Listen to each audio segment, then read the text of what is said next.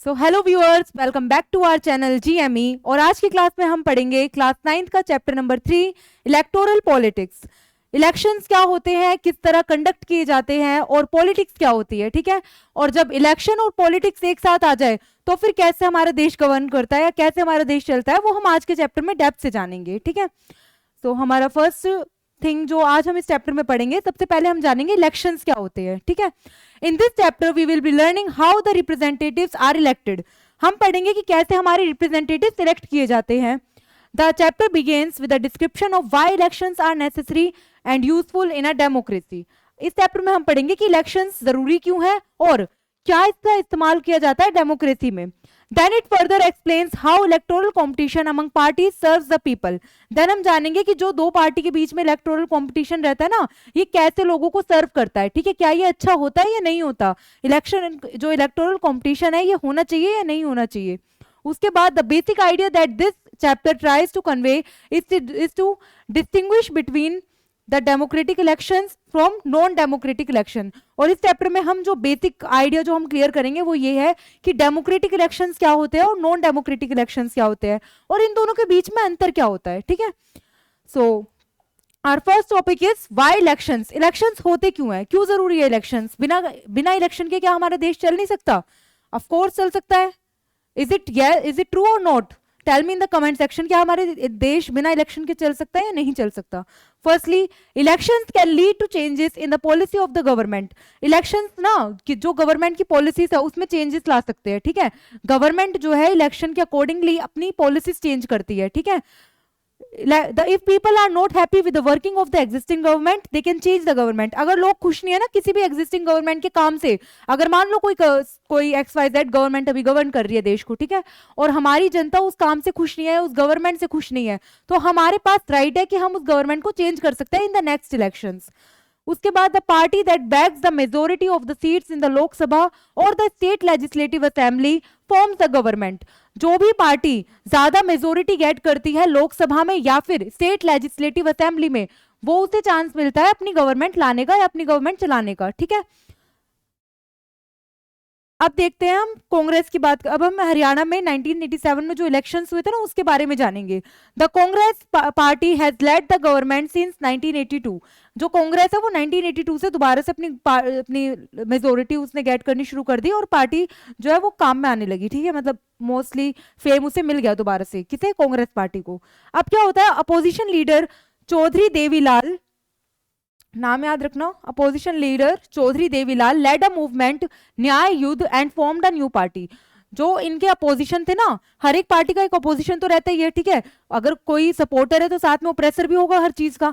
तो ऐसे ही जो कांग्रेस था उसका एक ओप्रेसर था, या फिर कह सकते हैं उसकी एक कंपटीशन में जो पार्टी चल रही थी वो थी न्याय युद्ध। ठीक है, इनके अपोजिशन में थे चौधरी देवीलाल, उन्होंने अपनी एक पार्टी फॉर्म करी जिसका नाम था न्याय युद्ध एंड फॉर्म्ड। हाँ, न्याय युद्ध ना एक मूवमेंट का नाम था। ठीक है, उन्होंने एक मूवमेंट स्टार्ट करी जिसका नाम था न्याय युद्ध और उस बेसिस पे उन्होंने एक पार्टी बनाई। ठीक है, इन 1987 elections Devilal won the elections based on his promises to waive the loans of small farmers and small businessman. अब क्या हुआ, 1987 में इलेक्शंस होते हैं, जो देवीलाल थे ना वो पहले से ही अपोजिशन पार्टी में थे कांग्रेस की। उसके साथ उन्होंने प्रॉमिस करा लोगों से कि अगर मेरी पार्टी जीत जाती है तो फिर जो भी जो फार्मर्स है ना या फिर जो स्मॉल बिजनेसमैन है उन्होंने जितना लोन ले रखा है मैं उस लोन को माफ करवा दूंगा। ठीक है, और हरियाणा में ऐसे इलेक्शंस होते भी है। एंड यू वोंट बिलीव कि दोबारा से जब हरियाणा में इलेक्शन हुए तो out of 90 seats I guess 70 seats जो थी ना वो किनकी पार्टी को मिली? देवीलाल की पार्टी को। ठीक है, क्योंकि देवीलाल ने उनसे वादा करा था आप लोग उन्हीं के पास जाएंगे ना जहां पे उनको फायदा दिखेगा, जहां पे उन्हें दिखेगा कि हमारा कल्याण हो रहा है, हमारा बेनिफिट हो रहा है।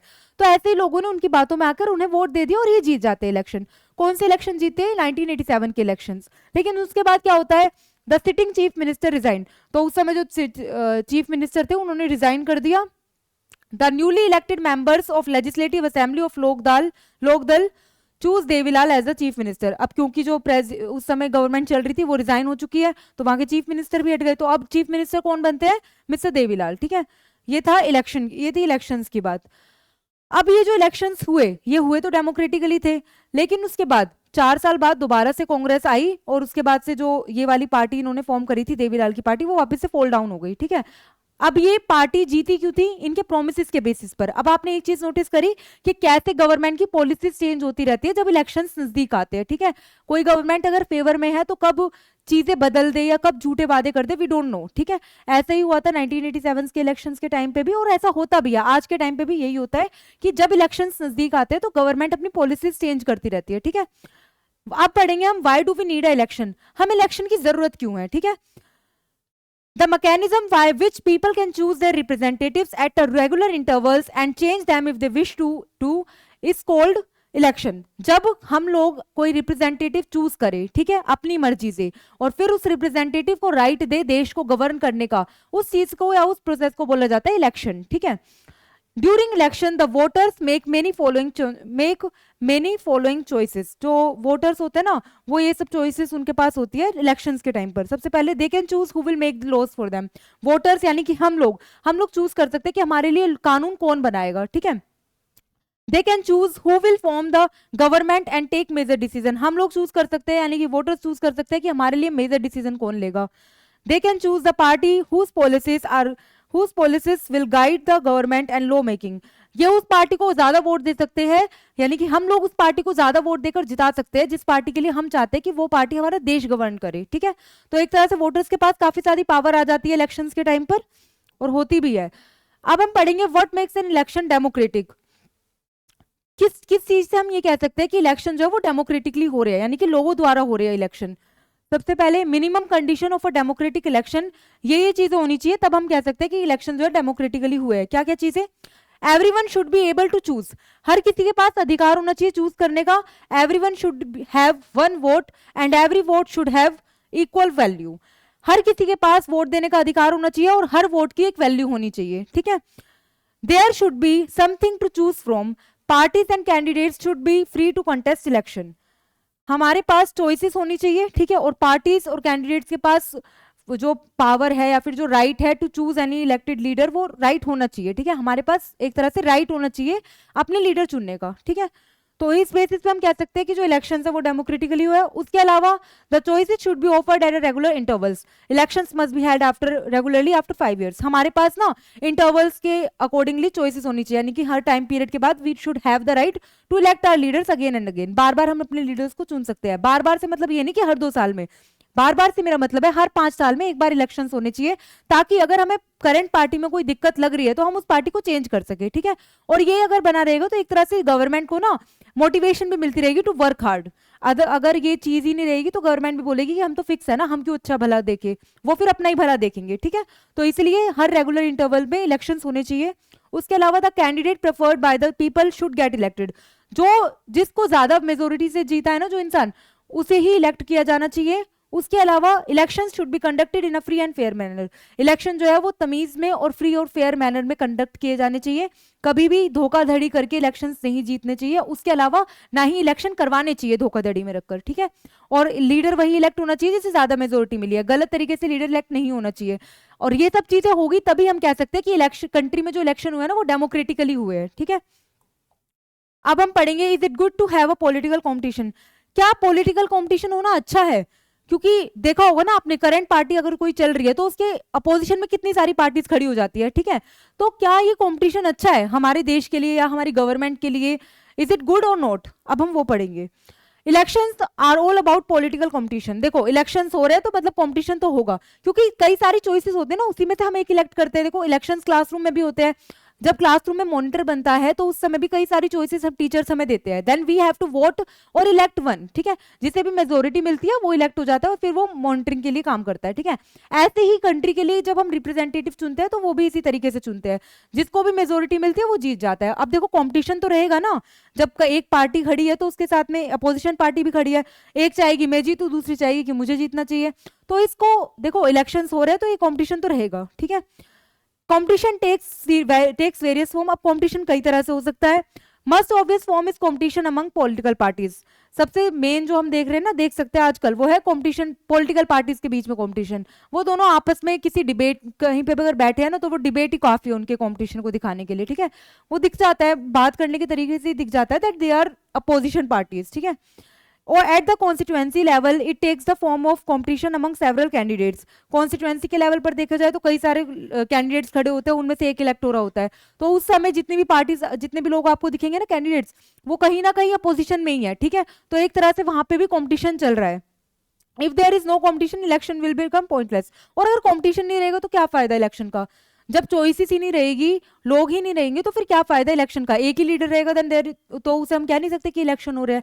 इलेक्शन तो तभी कह सकते हैं ना जब चॉइसेस में से हम एक को इलेक्ट करें। तो इलेक्शन के लिए कॉम्पिटिशन बहुत ज्यादा जरूरी है। उसके अलावा डीमेरिट्स ऑफ पॉलिटिकल पार्टी, अब हम पढ़ेंगे कि कई सारी पॉलिटिकल पार्टीज निकल कर आती हैं, ठीक है। अब उनके डीमेरिट्स क्या होते हैं, क्या बुराइयां होती हैं उन पॉलिटिकल पार्टीज में? सबसे पहले अ सेंस ऑफ डिसयूनिटी। अब आप देखोगे हमारी कंट्री में ही कई सारी पॉलिटिकल पार्टीज निकल कर आ जाएगी, ठीक है। अब ऐसा लगता है ना कि उस समय देखकर कि भाई ये भी एक पॉलिटिकल, जैसे बीजेपी हो गई और कांग्रेस हो गई और अदर कोई पॉलिटिकल पार्टी है, ठीक है। तो ये देखकर ऐसा लगता है कि ये देश तो खुद ही आपस में जुड़ा हुआ नहीं है, इस ये गवर्न क्या करेगा अपनी कंट्री को, ऐसा एक सेंस फील होता है हमें, ठीक है, पॉलिटिकल पार्टीज को देखकर। उसके अलावा फैक्शनलिज्म। फैक्शनलिज्म का मतलब ये होता है कि आप कई सारे ना छोटे छोटे ग्रुप्स बना लो, ठीक है। मान लो एक ग्रुप यहाँ खड़ा हो गया, वो कह रहा है मैं जीतूंगा इलेक्शन में, मैं इलेक्शन कंटेस्ट करवाऊंगा। दूसरा कह रहा है मुझे खड़ा होना है, तीसरा कह रहा है मुझे खड़ा होना है। अब इनके कई सारे यूनिट्स बन गए, ठीक है। तो इससे तो भाई हमारे देश में डिसयूनिटी आएगी ना, इससे कुछ फायदा तो हो नहीं रहा। तो पॉलिटिकल पार्टीज का एक डिमेरिट ये भी है। उसके अलावा पार्टी पॉलिटिक्स, इनकी पार्टी पॉलिटिक्स अलग ही चलती रहती है, ठीक है। कभी अगर इन्हें जीतना होता है तो ये गठबंधन बना लेते हैं, और अगर इनको मेजोरिटी मिल जाती है तो ये किसी से पूछते भी नहीं है, ठीक है। तो एक तरह से ये भी चल रहा होता है, पार्टी में अलग ही पॉलिटिक्स चलती है। एलिगेशंस ऑन वन अनदर, जब इन्हें जीतना होता है ना तो एक दूसरे के ऊपर एलिगेशंस भी लगाने लगते हैं, ठीक है। अभी आपने राहुल गांधी वाली क्लिप देखी होगी जिसमें वो वोट चोरी का एलिगेशन लगा रहे हैं on BJP. I don't know if it's true और नॉट, बट ये देखो ये एक एग्जांपल है कि कैसे हम दूसरी पार्टी को नीचा दिखाने के लिए उसके ऊपर एलिगेशंस लगाते हैं, वो चाहे सच हो या ना हो, बट एलिगेशंस लगाते हैं। उसके अलावा dirty tricks to win the elections, election जीतने के लिए कई सारे गलत तरीके से गलत रास्ते अपनाते हैं लोग। तो एक तरह से डीमेरिट्स है पॉलिटिकल पार्टीज के, जब कई सारी पॉलिटिकल पार्टीज रहते हैं ना तो वो करते हैं इन सब चीजों को जीतने के लिए, ठीक है, सिर्फ सीट हासिल करने के लिए। उसके अलावा characteristics and problems of political leaders, अब हम पढ़ेंगे कि क्या क्या कैरेक्टरिस्टिक्स होते हैं पॉलिटिकल लीडर्स की। जो पॉलिटिकल लीडर्स होते हैं उनकी क्या फिगर होती है, क्या इमेज होती है। Motivated by desire to advance their political careers, उनके अंदर ना एक ये चाहत होती है कि वो अपना पॉलिटिकल करियर एडवांस करे, ठीक है, देश के लिए कुछ काम करे। Want to remain in power, अगर जब उनके पास ये आ जाता है ना, एक पावर मिल जाती है उन्हें, तो वो चाहते हैं कि अब मेरे पे ही रहे ये पावर, ठीक है, मुझे कोई चेंज ना करे। Wish to serve the people as well but it is risky to depend entirely on their sense of duty. देखो वो क्या चाहते हैं, वो चाहते हैं कि अपने नेशन को वो अच्छी तरह गवर्न करे, ठीक है, लेकिन हम उन पे पूरी तरह तो डिपेंड है नहीं सकते, क्योंकि सारा नेशन तो वो नहीं देख सकते। और ऊपर से अगर कंट्री इंडिया जैसी हो जिसमें इतनी सारी वेराइटीज ऑफ पीपल रहते हैं, वेराइटीज ऑफ कल्चर है, तो वहां पे तो बहुत मुश्किल है कि एक लीडर के हाथ पे हम अपना देश छोड़ दें, ठीक है। तो एक तरह से ये नेचर हमें, मतलब उनके सिर्फ उनके डिपेंड नहीं, उन पे ही डिपेंड नहीं होना चाहिए, बल्कि हमें अदर रिप्रेजेंटेटिव्स पे भी डिपेंड रहना चाहिए, ठीक है, अदर फॉर्म्स ऑफ गवर्नमेंट नहीं, अदर एग्जीक्यूटिव्स पर भी डिपेंड रहना चाहिए फॉर आवर कंट्रीज डेवलपमेंट, ठीक है, सिर्फ एक लीडर पे नहीं रह सकते हम। उसके अलावा sometimes they may not know what is required for to the people, कई बार जो पार्टी जीती है उन्हें पता ही नहीं होता कि लोगों को जरूरत किस चीज की, लोग चाहते क्या है, ठीक है, क्योंकि न्यू पार्टी फॉर्म हो के आई है, they don't really know people very well, ठीक है, उन्हें एग्जैक्टली नहीं पता कि लोग हमसे क्या चाहते हैं। तो एक तरह से ये कैरेक्टरिस्टिक्स होती है किसी भी पॉलिटिकल लीडर की। उसके अलावा how do we deal with this real life situation, अब हम इस सिचुएशन से डील कैसे करते हैं। One way, try and improve the knowledge and character of political leader, या तो हम इन सब चीजों को सुधारने के लिए जो भी पॉलिटिकल लीडर आया है उसे सुधारे, ठीक है, उससे वन वे बात करे और उससे कहे कि आप अपने नेचर को अच्छा करो, आप अपने आप को डेवलप करो, मतलब माइंड से, ठीक है, मेंटली डेवलप करो, और उसके साथ साथ देश को डेवलप करो उसके बाद, ठीक है। या फिर the other way, to set up a system where political leaders are rewarded for serving the people and punish for not doing so, या फिर दूसरा काम हम ये कर सकते हैं कि जो भी पॉलिटिकल लीडर अच्छा काम कर रहा है उसे तो भाई ट्रॉफी दिलवा दे, उसे अवार्ड दे दे, और जो नहीं कर रहा उसे पनिशमेंट दे दे, ठीक है, यही हो सकता है चीजें सुधारने के लिए। तो हम यही कर सकते हैं, या तो एक लीडर को समझा सकते हैं मेंटली कि भाई आप सुधर जाओ, आप ये गलती करिए, आपने आप आगे मत करना, या फिर हम दूसरी चीज ये कर सकते हैं कि भाई आपने अच्छा काम करा आप अवार्ड लो, और आपने गलत काम करा है तो आप पनिशमेंट लो, ठीक है, ये दो चीज हो सकती है अपनी सिचुएशन को बेटर करने के लिए। How who decides this reward और पनिशमेंट, अब हम देखते हैं कि ये पनिशमेंट या फिर ये अवार्ड कौन डिसाइड करता है, कौन कौन डिसाइड करता है कि हाँ इस पार्टी को भाई रिवॉर्ड मिलना चाहिए, इस पार्टी को पनिशमेंट मिलनी चाहिए। इट इज द पीपल, ये हम ही लोग डिसाइड करते हैं कि इस पार्टी को रिवॉर्ड मिलना चाहिए, ये पार्टी दोबारा इलेक्शन जीतेगी, ठीक है। और ये भी हम ही डिसाइड करते हैं कि ये पार्टी कभी इलेक्शन में आनी नहीं चाहिए, या ये पार्टी कभी मेजोरिटी मिलनी नहीं चाहिए इसे। Regular electoral competition provides incentives to political parties and leader. Regular competition होता रहता है ना पॉलिटिकल पार्टी में, तो इनके अंदर एक भावना रहती है कि हमें जीतना है, हमें अच्छा करना है लोगों के लिए। If the leaders fail to satisfy the voters with their work, they will not be able to win again. अगर जो वोटर्स है ना वो अपने अगर जो गवर्नमेंट है वो अपने काम से लोगों को खुश नहीं कर पा रही, तो जो वोटर होंगे ना वो आगे दोबारा उस गवर्नमेंट को वोट नहीं देंगे, क्योंकि उन्हें पता है इन्होंने हमारे फेवर में काम करा ही नहीं है, तो आगे क्या ही करेंगी, ठीक है। तो एक तरह से इनके मन में एक डर बना रहता है कि मुझे अच्छा काम करना है, ठीक है। उसके अकॉर्डिंग इन्हें रिवॉर्ड मिलता है, उसी के अकॉर्डिंग इन्हें पनिशमेंट मिलती है। अब हम पढ़ेंगे what is our system of election. हमारे इंडिया में इलेक्शंस का क्या सिस्टम है। Lok Sabha and Vidhan Sabha elections are held regularly after every 5 years। Lok Sabha central level पर, विधानसभा स्टेट लेवल पर, ठीक है। दोनों, एक लोकसभा सेंट्रल लेवल पर लोगों को रिप्रेजेंट करती है, विधानसभा स्टेट लेवल पर लोगों को रिप्रेजेंट करती है, ठीक है। और दोनों के ही इलेक्शन हर 5 साल में कंटेस्ट होते हैं बार बार, ठीक है। लोकसभा और Vidhan Sabha stand for dissolve after 5 years। Lok Sabha और विधानसभा दोनों ही 5 साल के बाद डिसॉल्व हो जाती है, फिर दोबारा इलेक्शंस किए जाते हैं। Elections are held in all constituencies within a few days which is called general election. Elections होता है ना वो हर कॉन्स्टिट्यूएंसी में होते हैं और कुछ ही दिन में हो जाते हैं सारे इलेक्शंस कंप्लीट, और इसे हम क्या कहते हैं, general election. Election held only for one constituency to fill the vacancy due to death और resignation of a member is called by election. अब मान लो किसी कॉन्स्टिट्यूएंसी में कोई लीडर खड़ा हुआ था, उसकी डेथ हो गई या कुछ भी कुछ मिसफॉर्चून हो गया उसके साथ, कोई घटना हो गई, तो उस समय उस कॉन्स्टिट्यूएंसी के इलेक्शन दोबारा करवाए जा सकते हैं, और उस चीज को क्या कहा जाता है, उस चीज को कहते हैं हम बाई इलेक्शन, ठीक है।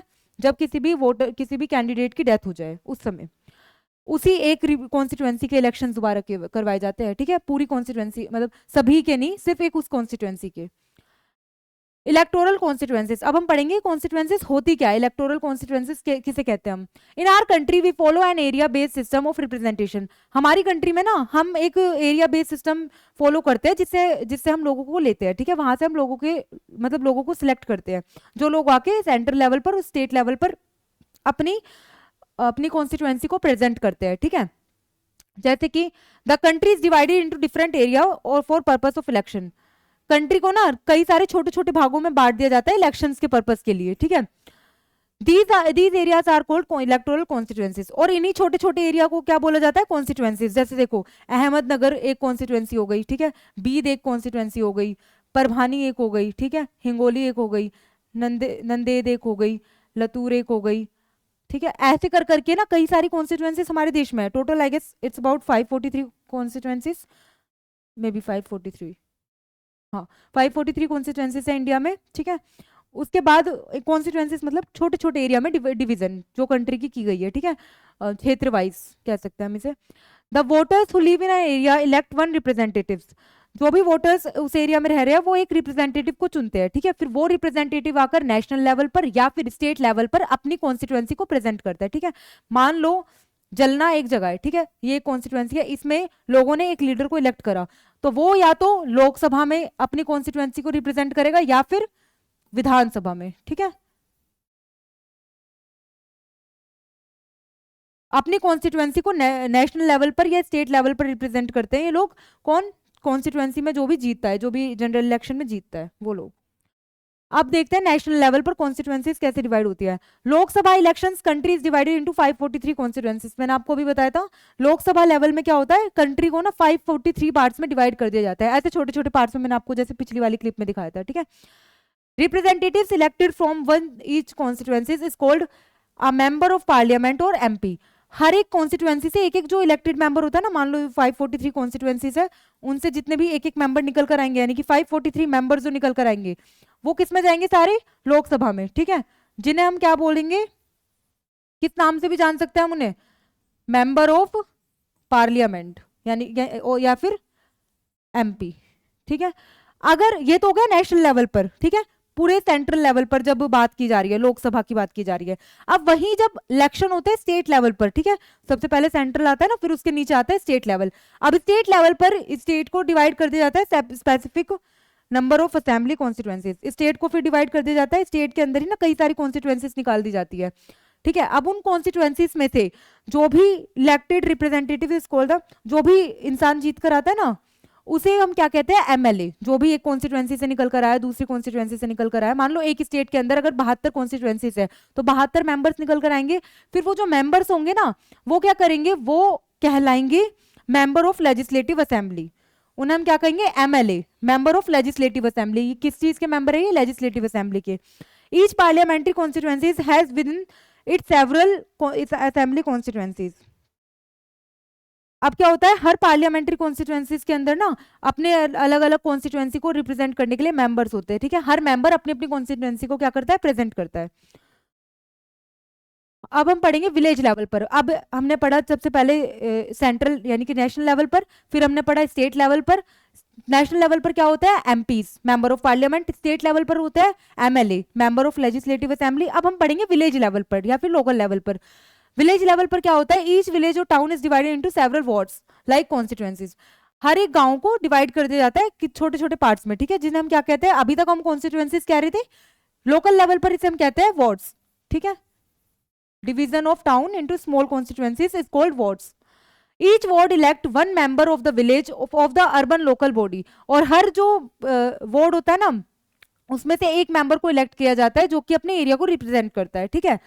Sometimes these constituencies are counted at seats. और इन्हीं कॉन्स्टिट्यूएंसी को फिर क्या, किस नाम से बुलाया जाता है, सीट्स के नाम से भी कहा जाता है, ठीक है, कि इसे इतनी सीट मिल गई, इसे उतनी सीट मिल गई, ऐसे कहते हैं ना हम। तो इन्हीं वोट्स को कहते हैं हम कि सीट्स मिल गई, ठीक है।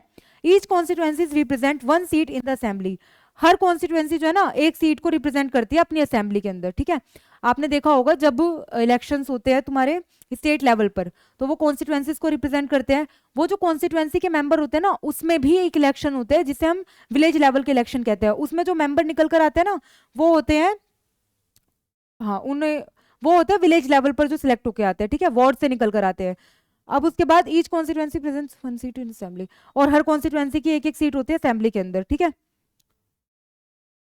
अब हम पढ़ेंगे रिजर्व कॉन्स्टिट्यूएंसीज। रिजर्व कॉन्स्टिट्यूएंसीज क्या होती है, ठीक है। रिजर्व मतलब पहले से ही सर्व कर दिया जाता है, ठीक है, पहले से ही जगह छोड़ दी जाती है। किन के लिए, कुछ कॉन्स्टिट्यूएंसीज के लिए। Some constituencies are reserve for SC and STs. पहले से ही कुछ कॉन्स्टिट्यूएंसी रिजर्व कर दी जाती है शेड्यूल्ड कास्ट के लोगों के लिए और शेड्यूल्ड ट्राइब के लोगों के लिए। Lok Sabha 84 seats are reserve for the scheduled cast.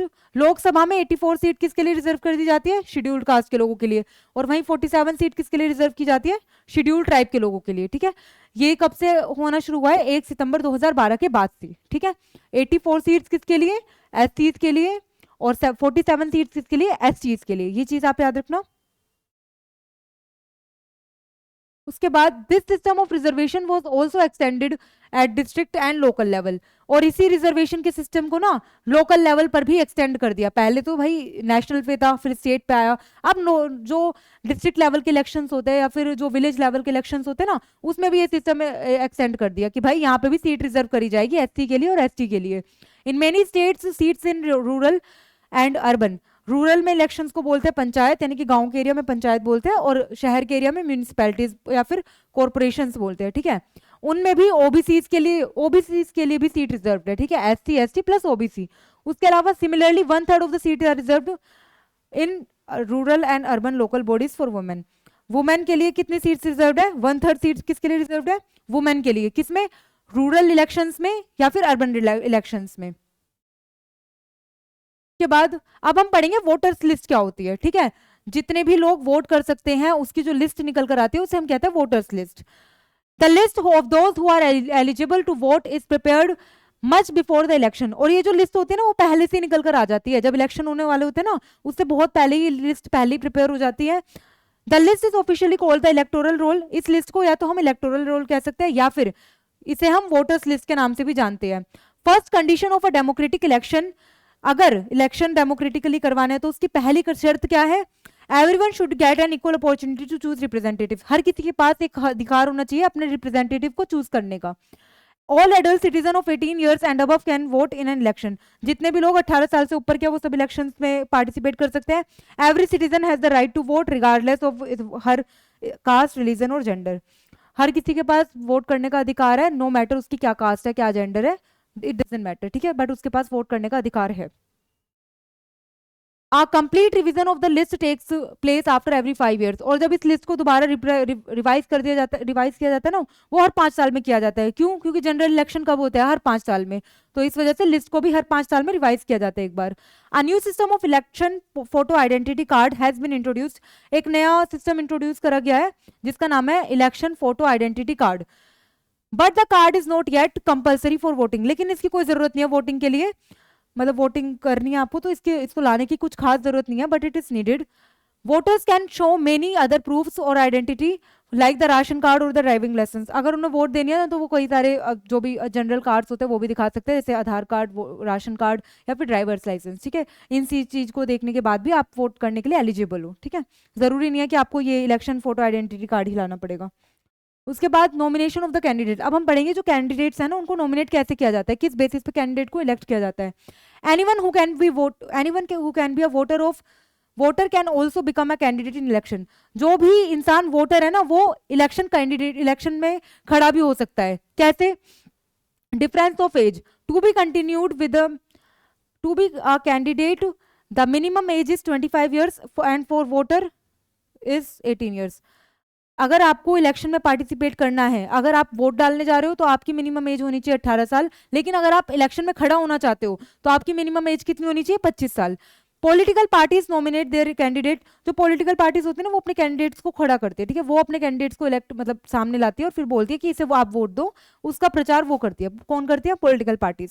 Parties nomination is often called as party ticket. और जब पार्टी में किसी को नॉमिनेट कर दिया जाता है ना, कोई पॉलिटिकल पार्टी किसी को इलेक्ट कर देती है कि हाँ आप आ जाओ हमारी पार्टी में शामिल हो जाओ, तो उसको क्या कहा जाता है? इस चीज को कहा जाता है पार्टी टिकट. ठीक है, कि हमें पार्टी टिकट मिल गया. अब उसके बाद candidate has to fill a nomination form and give some money as a security deposit. जो भी कैंडिडेट इस चीज में पार्टिसिपेट करना चाहता है उसको ना पहले एक नॉमिनेशन फॉर्म फिल करना पड़ेगा. उसके बाद कुछ पैसे भी देने पड़ेंगे. किस तौर पे? सिक्योरिटी डिपॉजिट के तौर पे, कि भाई आप घपलाबाजी करके बीच में चले ना जाओ. इस वजह से पहले ही सिक्योरिटी डिपॉजिट एक बार सबमिट करवाई जाती है. ठीक है. According to the Supreme Court, every candidate has to make a legal declaration giving full details of. Supreme court के अनुसार हर कैंडिडेट को नॉमिनेशन फॉर्म भरने से पहले लीगल डिक्लेरेशन देनी पड़ती है. किस चीज की? Serious criminal cases pending against the candidate. जो भी कैंडिडेट इलेक्शन में नॉमिनेट होना चाहता है उसके खिलाफ कोई भी सीरियस क्रिमिनल केस नहीं होना चाहिए. ठीक है, कि उसने इसका मर्डर कर दिया या और भी कोई कई सारे जो सीरियस केसेस होते हैं वो सब नहीं होने चाहिए नॉमिनेट कैंडिडेट के अगेंस्ट में. उसके अलावा details of the assets and liabilities of the candidate and his और हर फैमिली. जो भी फैमिली कैंडिडेट है ना उसकी फैमिली की जितनी भी डिटेल्स है वो सब किसके पास होनी चाहिए? सुप्रीम कोर्ट के पास आ जानी चाहिए. ठीक है, या फिर लिस्ट में मेंशन प्रॉपर्ली मेंशन होनी चाहिए कि क्या किस फैमिली से वो बिलोंग कर रहे हैं, फिर उनकी फैमिली का बैकग्राउंड क्या है. ठीक है, in terms of assets and liabilities. अब उसके बाद education qualification of the candidate. This information has to made public. कि जो कैंडिडेट खड़ा हुआ है उसकी क्या क्या एजुकेशन क्वालिफिकेशंस है. ठीक है, कहाँ तक वो पढ़े हुए हैं, ये इन्फॉर्मेशन भी सबके सामने पब्लिकली बताई जानी चाहिए ताकि हमें पता हो कि जो इलेक्शन में कंटेस्ट करवा रहा है, जो भी इलेक्शन में खड़ा हो रहा है वो पढ़ा लिखा कितना है. ठीक है, ये बात पब्लिकली सामने आ जानी चाहिए लोगों के. तो this is our whole chapter. I hope आपको क्लियर होगा कि कैसे हमारी कंट्री में इलेक्शंस होते हैं, क्यों वो जरूरी होते हैं, क्या उसके डीमेरिट्स होते हैं और क्या वोटर लिस्ट क्या होती है और उसके बाद कॉन्स्टिट्यूएंसीज जो हमने क्लियर करा. आई होप दैट ये सारी चीजें आपको क्लियर होगी एंड आप एग्जाम में इन सभी चीजों को अच्छी तरह इलेबोरेट करके लिख कर आओगे. And thank you for this lecture. See you in the next class. Bye.